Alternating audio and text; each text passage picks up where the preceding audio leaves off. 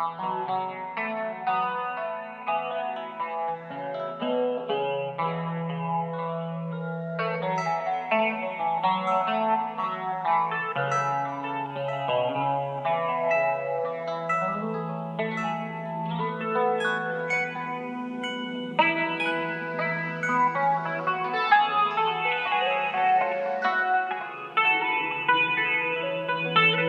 the universe was very young, in the first moments after the Big Bang, powerful charged electrons began to pour out of the swirling furnace that filled empty space.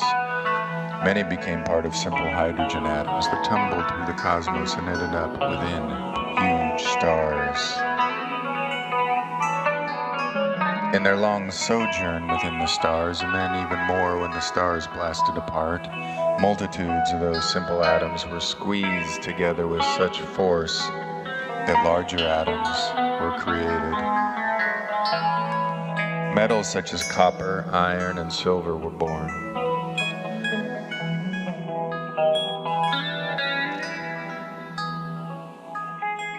For eons, these metals too floated through space. In time, they fell toward a new solar system and became part of ore deposits on the North American continent. They were joined by metal atoms that had been created in other distant starbursts. Hidden deep inside each atom, as the ore lay buried, powerful electron charges remained.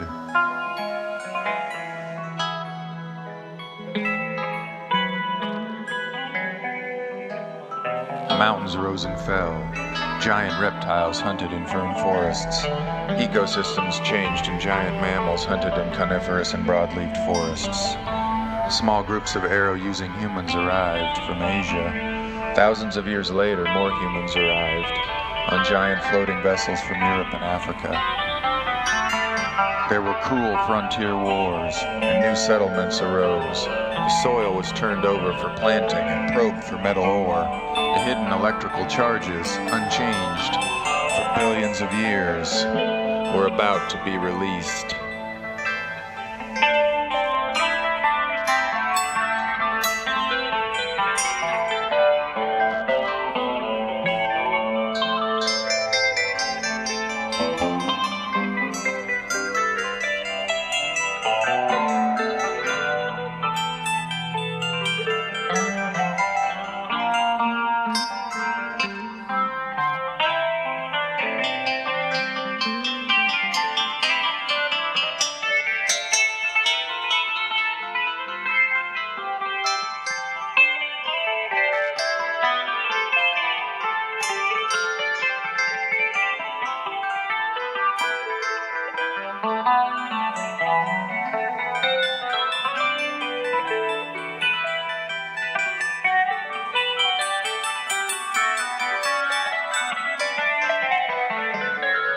We know what the animals do, what are the needs of the beaver, the bear, the salmon, and other creatures, because long ago men married them and acquired this knowledge from their animal wives.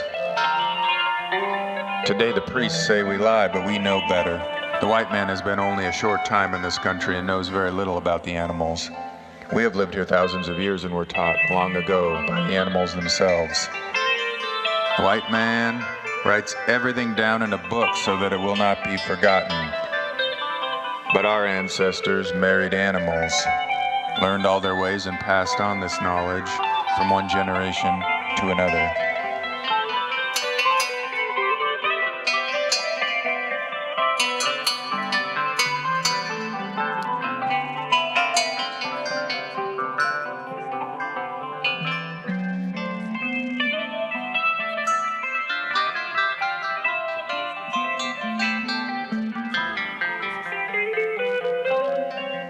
A storm was coming, but the winds were still, and in the wild woods of Broceliande before an oak, so hollow, huge, and old, it looked a tower of ivied mason work. At Merlin's feet, the wily Vivian lay.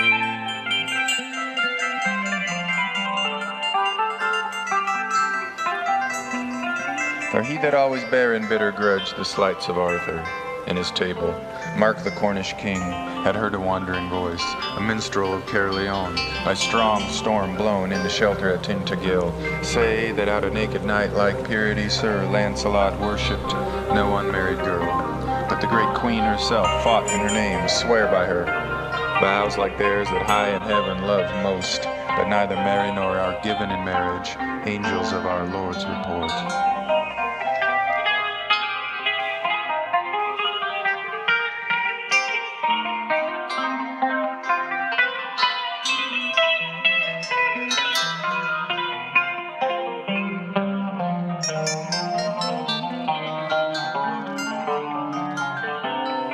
The metals that escaped from ancient exploding stars had a further great power when they fell to Earth.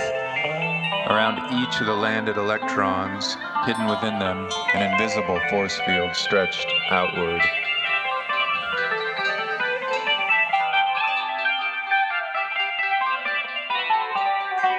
Under normal circumstances, that field was impossible to detect, but the invisible field was often stronger than usual when it emerged within iron. Much of the ancient iron had seeped into the planet's depths, and as the planet spun, this iron spun as well. From that spinning, a planet-embracing magnetic force field was created. It spread up from the ground, and although it was unobserved for almost all of human existence, in time the classical Chinese began to detect it. They used some of its power to orient delicate, swiveling compass needles for navigation. Most of the world's residents were too poor, and most thinkers were too dogmatic to go any further, with the hint provided by these pervasive magnetic fields. But then in the 13th century of the Mohammedan era, in the 24th century since the mission of the Buddha, and the 56th century of the Jewish calendar, in the 19th century of the Christian era, that fundamentally changed.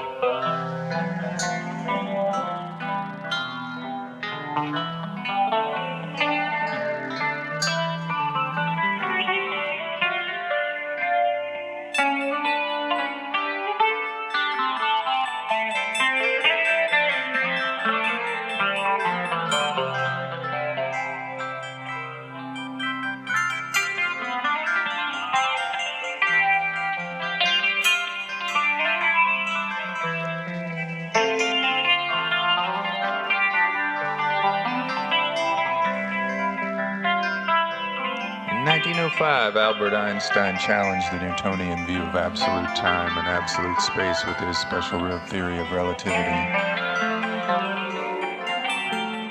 Einstein's equations in this and later in the general theory of relativity did not treat of time and space. They assumed instead the existence of a unitary continuum that Einstein termed space-time. Space-time, however, was a highly abstract concept, unthinkable apart from the complex mathematics of relativity theory.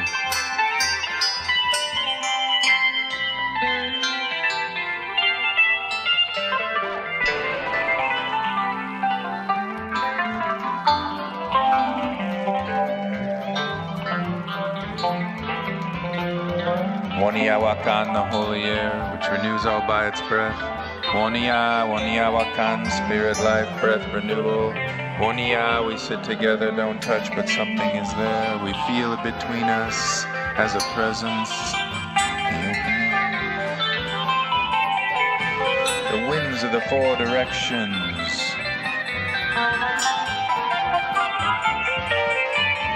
The shaman should move the pipe in the same manner until the mouthpiece again points toward the west and say, circling, I complete the four quarters and the time. You should do this because the four winds or the four quarters of the circle and mankind knows not where they may be or whence they may come, and the pipe should be offered directly toward them. The four quarters embrace all that in there in the world and all that are in the sky. Therefore, by circling the pipe, the offering is made to all the gods. The circle is a symbol of time, for the daytime, the nighttime, and the moontime are circles above the world, and the year time is a circle around the border of the world. Therefore the lighted pipe moves in a complete circle as an offering to all the times.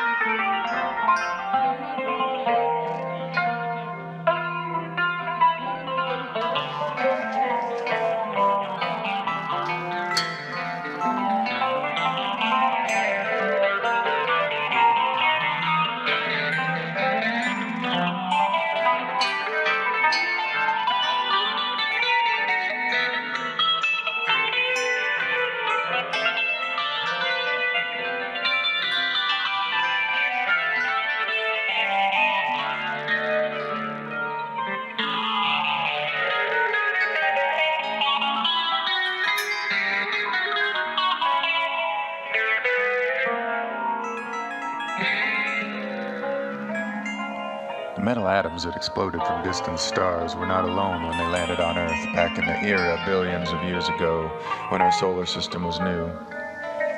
Floating along with them in deep space had been carbon and oxygen and many other elements.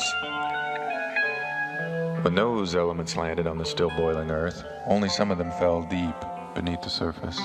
Many of the rest remained closer to the top, becoming part of land masses and oceans, seafloors and swamps. Although they weren't metals, an electric field was leaking out of them as well, produced from the charged electrons nuclei which they were made. Most of these non-metals remained inert, stuck dully in their mountains and clays, but a few of them began to do something peculiar.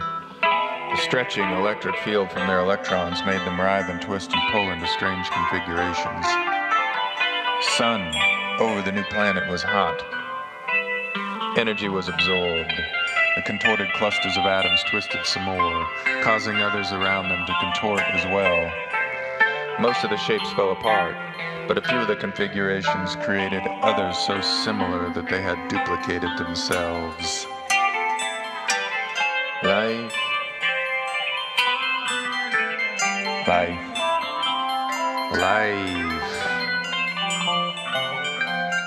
Built out of electric charges, had begun.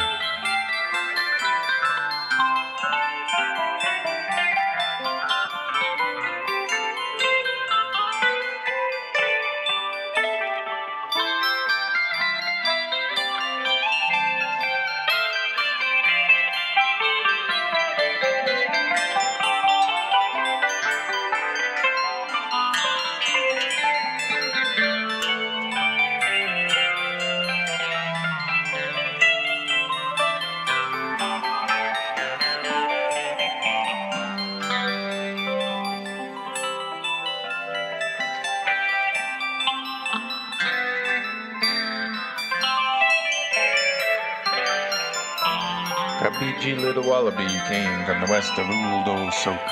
He came across a large western sand ridge close to a black desert oak tree. He was carrying a Malui Meri, or Buddha skin bag, which was full. He crossed the ridge and came to Yuldi.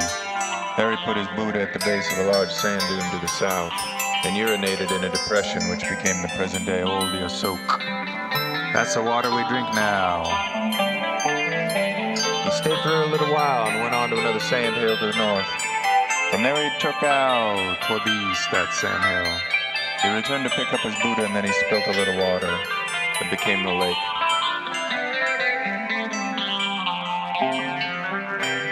That's why there's always water there.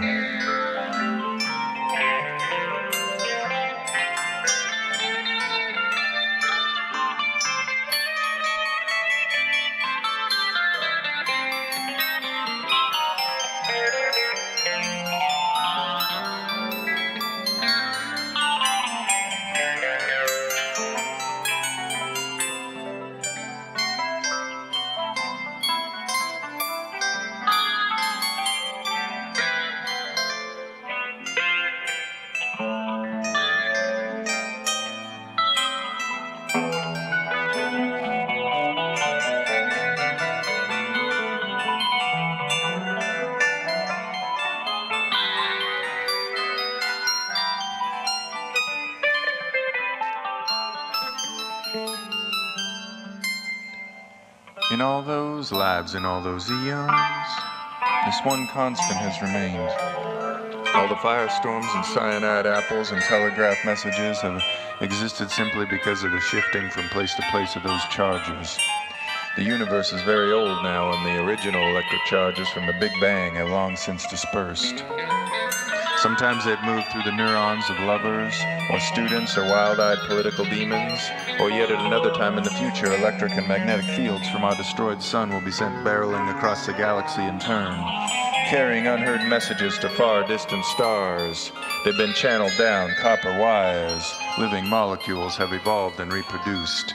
We are fragile organisms living amid these roaring, stately, powerful migrations of electrical charge.